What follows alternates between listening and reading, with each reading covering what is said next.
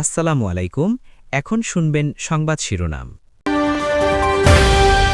বহু বছর পর জাতীয় ঈদগাহে রাষ্ট্রপতি প্রধানমন্ত্রীর ঈদের নামাজ আদায়।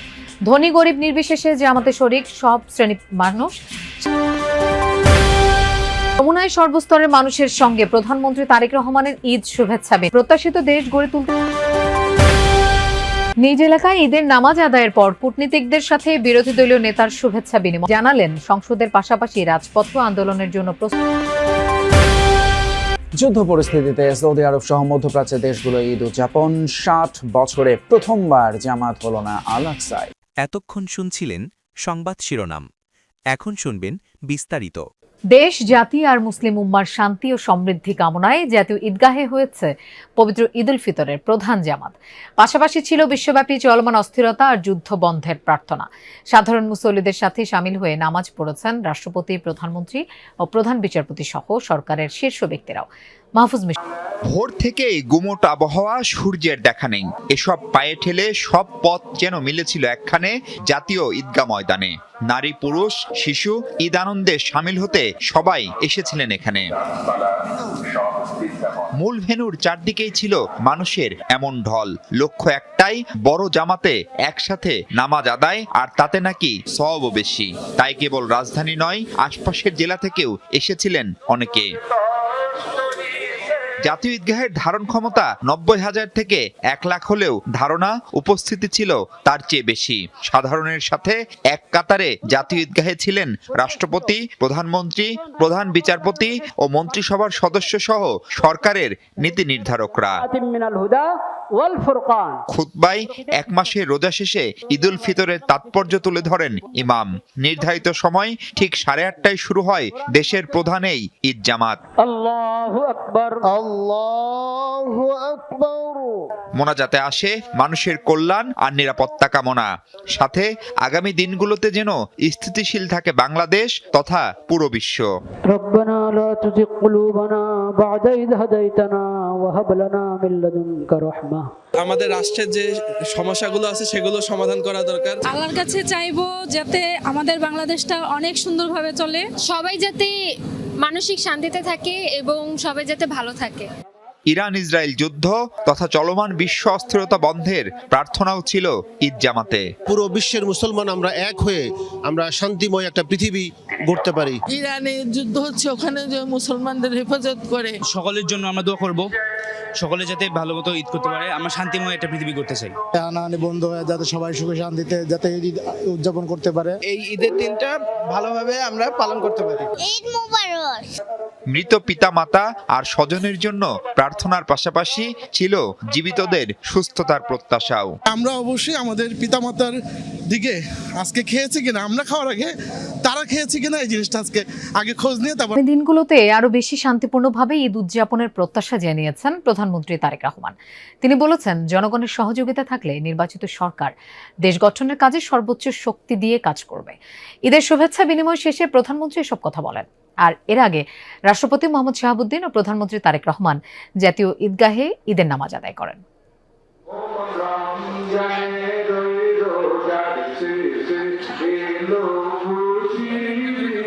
রমজানের রোজা শেষে আপনাকে বিলিয়ে দিতে যে আসমানি তাগিদ, সেই ঈদের দিন। 1 মাসের সিয়াম সাধনার পর এই আনন্দময় উৎসবের প্রাপ্তি। দলে দলে ধনী গরিব সব এক কাতারে। রাষ্ট্রপ্রধান থেকে সরকার প্রধান, জাতীয় ঈদগাহে সামিল প্রত্যেকেই। এবারের ঈদ উল ফিতরের জামাতকে ঘিরে দেশের ইতিহাসে নজিরবিহীন এক ঘটনা ঘটল প্রায় 3 যুগের ব্যবধানে। দেশে সংসদীয় গণতন্ত্র ফেরার পর প্রথমবারের মতো রাষ্ট্রপতি ও প্রধানমন্ত্রী একসঙ্গে ঈদের নামাজে।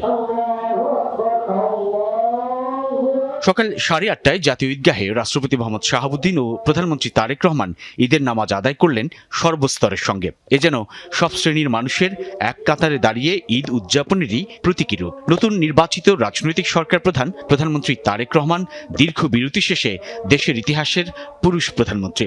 সেই প্রধানমন্ত্রীর সঙ্গে ঈদের নামাজ আদায় করতে তাই জাতীয় ঈদগাহে ছিল বিপুল উপস্থিতি। ঈদ জামাত শেষে প্রধানমন্ত্রী তারেক রহমান রাষ্ট্রীয় অতিথি ভবন যমুনায় সর্বসাধারণের সঙ্গে ঈদের শুভেচ্ছা বিনিময় করেন, যেখানে ছিল একদিকে ঈদের আনন্দ, অন্যদিকে সাবেক প্রধানমন্ত্রী বেগম খালেদা জিয়ার শূন্যতা মাখা বিষণ্ণতা। পরে দেশবাসীকে ঈদের শুভেচ্ছা জানান প্রধানমন্ত্রী। ঈদ মোবারক। বহু বছর পরে আল্লাহ রাব্বুল আলামিনের ইচ্ছায়, বাংলাদেশের মানুষের দোয়ায় আমি এবং হিংসা বিদ্বেষ ভুলে ঐক্যবদ্ধভাবে দেশ গড়তে সকলের প্রতি আহ্বান জানিয়েছেন বিরোধী দলীয় নেতা ও জামায়াত আমির ডাক্তার শফিকুর রহমান। ঈদের নামাজ শেষে নেতাকর্মী ও সাধারণ মানুষের সাথে শুভেচ্ছা বিনিময় করেন। তিনি বলেন, গণভোটে জুলাই সনদের পক্ষে ভোট পড়ার পরও এ নিয়ে টালবাহানা অগ্রহণযোগ্য। বলেন, সরকারের ব্যর্থতায় ঈদযাত্রা সুখকর হয়নি। জানান, সংসদের পাশাপাশি রাজপথেও আন্দোলনের জন্য প্রস্তুত তার দল। এরপর মিন্টো রোডের সরকারি বাসভবনে কূটনীতিকদের সাথেও ঈদ শুভেচ্ছা বিনিময় করেন ডাক্তার শফিক। সকালে মিরপুরের ৬০ ফিট সংলগ্ন মণিপুর স্কুল অ্যান্ড কলেজের বালিকা শাখা মাঠে ঈদের নামাজে অংশ নেন বিরোধী দলীয় নেতা ডাক্তার শফিকুর রহমান। নামাজের শুরুর আগে হিংসা বিদ্বেষ ভুলে ঐক্যবদ্ধভাবে দেশ গড়তে সকলের প্রতি আহ্বান জানান তিনি। নামাজের শেষে শুভেচ্ছা বিনিময় পর্বে কথা বলেন নিজ আসনের নেতাকর্মী আর সাধারণ মানুষের সাথে।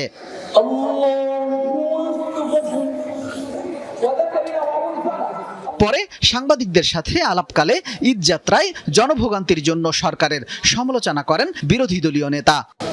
সারা বছর একটু একটু করে সামান্য টাকা জমায়, কিন্তু সেই টাকাটাই যদি ভাড়ায় সব শেষ হয়ে যায় তাহলে ঈদের আনন্দেই তো ম্লান হয়ে যায়, তারা কষ্টের মধ্যে পড়ে যায়। এটা অমানবিক, এইটা আসলেই একটা মানবতা বিরোধী অপরাধ, যেটা গোটা জাতির সাথে করা হয়েছে। যারা করেছে তারা নিঃসন্দেহে ভালো কাজ করেনি, আমরা এটা নিন্দা জানাই। তাদের উচিত ছিল এই ঈদের যাত্রাটাকে কমফোর্টেবল করা। সংসদ নির্বাচনের ভোট হালাল হলে গণভোট কেন হারাম, এই প্রশ্নও রাখেন ডাক্তার শফিকুর রহমান। গণভোট ইস্যু সংসদে সমাধান না হলে রাজপথে নামার হুঁশিয়ারি দেন তিনি। তারাও গণভোটকে সমর্থন করেছেন, এখন যদি এটার বিরোধিতা করেন এটা হবে খুবই দুঃখজনক। আমরা চাই জনতার সর্বোচ্চ রায়কে সবাই যেন সম্মান করে। যদি এটা হয় আলহামদুলিল্লাহ। সৌদি আরব সহ মধ্যপ্রাচ্যের বিভিন্ন দেশে পালিত হচ্ছে মুসলিম ধর্মাবলম্বীদের সবচেয়ে বড় উৎসব পবিত্র ঈদ উল ফিতর। স্থানীয় সময় ভোরবেলা থেকে মক্কা ও মদিনায় শুরু হয় ঈদ উল ফিতরের নামাজের প্রস্তুতি। হারাম শরীফ এবং মসজিদে নববীতে ঈদের জামাতে অংশ নেন লাখ লাখ ধর্মপ্রাণ মুসল্লি। যুদ্ধবিধ্বস্ত গাজাবাসী ঈদের সালাত আদায় করেন খোলা আকাশের নিচে।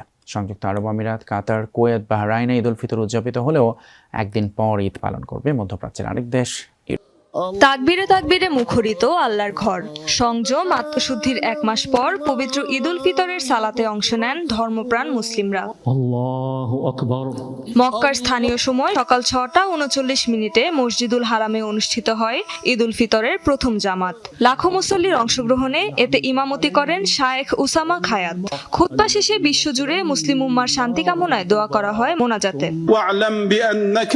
মদিনার